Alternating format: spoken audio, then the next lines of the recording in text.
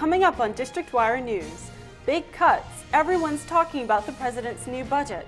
There are some cuts, but it's not all bad news. We'll tell you how the DC Metro system is being affected by the new numbers and what it means to you. And later, big changes in parts of Maryland. We'll tell you about the surprising results of the 2010 census, especially when it comes to one of Maryland's most wealthy counties.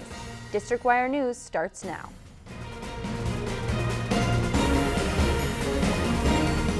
Good evening, I'm Brianna Arredondo.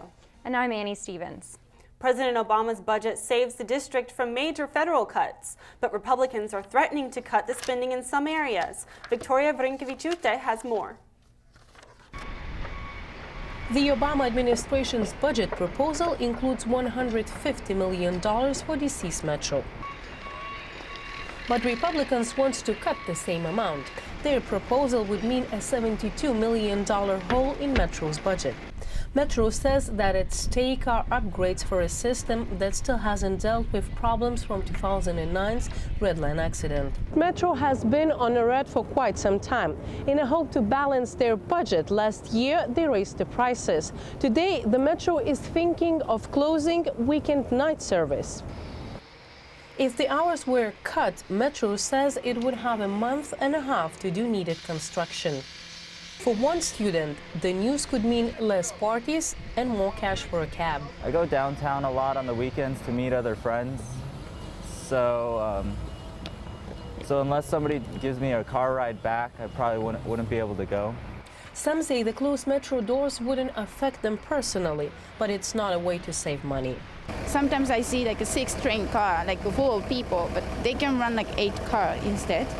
And then they can run it periodically, not closing down early.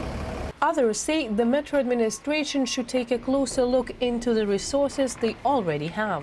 I just don't understand with the amount of people that ride the Metro and how expensive it is these days, how their budget can be not balanced. President Obama's budget also has money for the relocation of the Homeland Security Department, fight with HIV and AIDS, and $5 million for local nonprofits.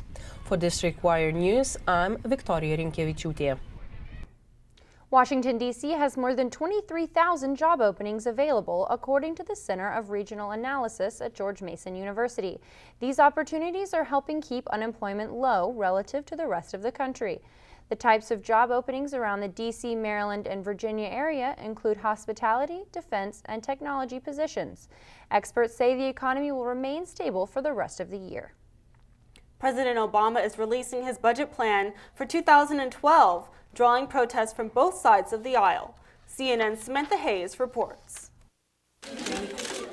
After touring a science class in Baltimore, Maryland Monday, President Barack Obama laid out his $3.7 trillion budget priorities for next year. The White House estimates the 2012 plan would cut deficits by $1.1 trillion over the next decade by freezing non-security discretionary spending and raising taxes for the wealthy. Funding for 200 government programs would be cut or eliminated, including some supported by Obama's fellow Democrats that benefit low-income Americans. And new limits would be placed on deductions for home mortgage interest and charitable contributions. Even as we cut waste and inefficiency, this budget freeze will require some tough choices.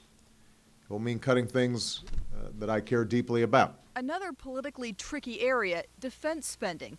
Mr. Obama is cutting that by 5%, a savings that is partly a result of the drawdown of U.S. forces in Iraq. The debate over the defense budget in recent days and weeks is becoming increasingly distant from strategic and operational reality. Long term, the president's budget will significantly increase the national debt, adding $7.2 trillion by 2021. Unacceptable for Republicans who say Mr. Obama has left the difficult choices up to them. Now we're faced with taking on something as complex as entitlements, that's deeply emotional as entitlements, and the President of the United States is not even in the game. No details Monday from the GOP on how they would alter spending for programs like Social Security and Medicare. They say it will all be laid out in their upcoming budget proposal this spring. In Washington, I'm Samantha Hayes. President Obama's proposed 2012 budget keeps a 2-year pay freeze for federal employees. Federal workers will still be eligible for bonuses, promotions, and some raises for seniority. The White House says the freeze should save about $28 billion over the next 5 years. Military members will not be affected by the pay freeze.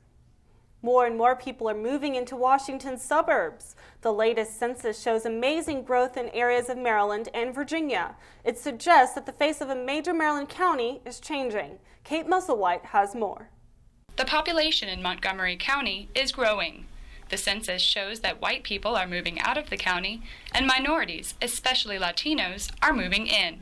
The numbers don't really surprise Montgomery County Council member Nancy Navarro, who moved to the U.S. from Venezuela in the 5th grade. The census results, I think, have confirmed what a lot of people already knew in the county because the school system had already become majority children of color. So I think what this just really tells us is that the county is pretty much reflective of the nation. In the past 10 years, the number of white people living in the county has gone down by almost 10%. While the number of Hispanics has skyrocketed. Navarro says the area has seen economic growth, thanks to all the restaurants and stores popping up around town. She says the county also has 2 Latino radio stations. Montgomery County resident Robert Jenkins says it's obvious things have changed. Since I've been living for the last 11, 12 years in Montgomery County, the use of Spanish as a second language, I hear more of it. It's prompted me to get a little more hepped up on my Spanish. There are now almost 1 million people in Montgomery County. Councilmember Navarro says lower housing costs and job opportunities are among the reasons people come to the area. Montgomery is the largest county in Maryland, making it crucial at election time. Some say the increased population might make it more likely for candidates from right outside of Washington versus places like Baltimore to get elected to state government. In Montgomery County, for District Wire News, I'm Kate Musselwhite. Maryland drivers can't text while behind the wheel, and soon they may not be allowed to read their texts either. Maryland lawmakers are holding a hearing today on legislation that will ban reading texts and emails while driving. Currently, if drivers are caught texting and driving, they face fines ranging from $40 to $100. These fines will apply to reading text too if the new law is passed. Cuts from the district's Department of Health means no more free STD testing for AU students. But the Student Health Center still offers testing for a fee. Jeremiah Patterson has more. American University's Student Health Center no longer offers free STD testing. The D.C. Department of Health used to provide free STD test kits to the center, but have since cut funding. Now the center charges $30 for chlamydia and gonorrhea testing, but Health Center Director Dan Brewery says the new cost hasn't kept students away. We haven't really seen a dip. We've seen concern about it because, sure, something is free, now it's $30. It's, for me, that would be even a, why is this happening? And what do I have to pay for now? So I get where students are coming from. Charles Stoll is one of those concerned students. He says a school should pick up the tab. Well, I think it's kind of ridiculous. I mean, we're paying kind of a lot of money to come to AU, and I think that the school should make sure that, that the students can be as healthy as possible. Others disagree. If $30 is too much for you, there are other options, and if it's a couple of drinks that you'd spend on the weekend anyway, maybe you should invest in something else. It's called opportunity cost. Like they teach us in college all the time. The D.C. Health Department moved funding for STD tests from colleges to high schools because they say there's a greater need among high school students. Brewery says AU students probably have lower rates because they're older and aware of the dangers. Our students are so active in so many things, and I think health is one of them. So I think they know when they get to AU that, what the risks are. So I think there's some knowledge already there before they get to college. But in the end, what else can you really do? If you have to get tested, you're going to go get tested. Brewery says the center is working on a grant program through Johns Hopkins University that would fund chlamydia and gonorrhea testing. The center hopes to offer free testing again by the end of the semester. I'm Jeremiah Patterson for District Wire News.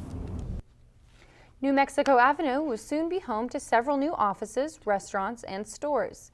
Sutton Center currently has a small number of shops, restaurants, and offices, but over the next year, many new small businesses will open in the empty storefronts.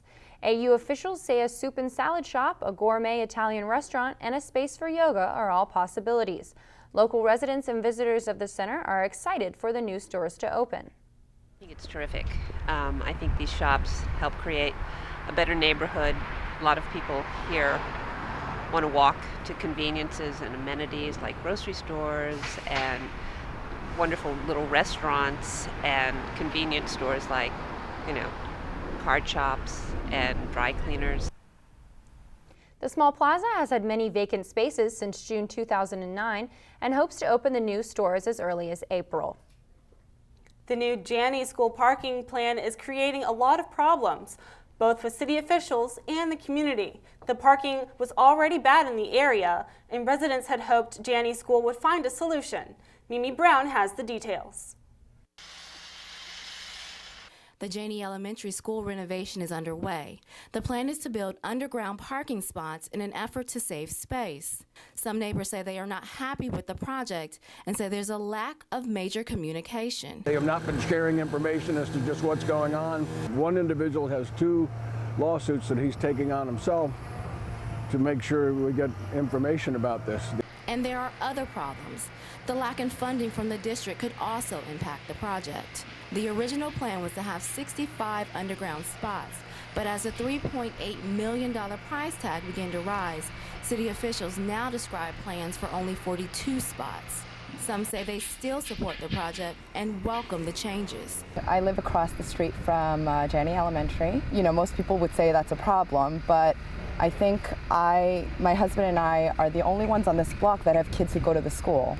So in my opinion, they're doing an amazing job because they're going to be creating more green space for the kids, and they're going to be creating underground parking. As much as it's disturbing sort of the peace of the neighborhood, I'm thrilled that they're actually doing it. Renovations are scheduled to be complete by the end of the school year. For District Wire News, I'm Mimi Brown. A recent report suggests Pepco didn't do enough to prevent power outages across the city. The electric company didn't spend all the money it had budgeted for tree trimming in the past 7 years. Pepco said trees were the main reason for power outages, but the company didn't keep up with the tree trimming. More than 200,000 customers lost power because of the recent January storm. Pepco is planning for more tree trimming this summer, along with equipment upgrades. Next time you go out to eat, consider this. Your waiter may be underpaid and mistreated by restaurant management. A new study behind the kitchen door shows that restaurant workers in D.C. aren't being treated well by their employers. The study reports that servers have been paid the same amount, an average of $2.13 an hour, for the last 20 years. Most don't have employer health insurance or paid sick days.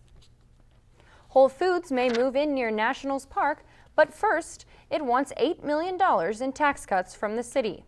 Real estate developer William C. Smith & Company is asking for tax cuts over 10 years, but the city has already filled its budget gap for this year. The developer is proposing to break ground on New Jersey Avenue. If it is approved, the Whole Foods market could attract more retail stores to Southeast D.C. The district is home to a new car dealership, but this one is a little different. Tesla, the electronic car maker, has opened a dealership only a few blocks from the White House on K Street Northwest. The automaker says it's bringing a spirit of innovation to the nation's capital. Some auto experts say Tesla hopes to continue receiving helpful tax breaks. Coming up after the break, Hearts and Minds. The curtain is rising on a new play at AU. Learn how one American university student is using theater to teach tolerance. A full report straight ahead.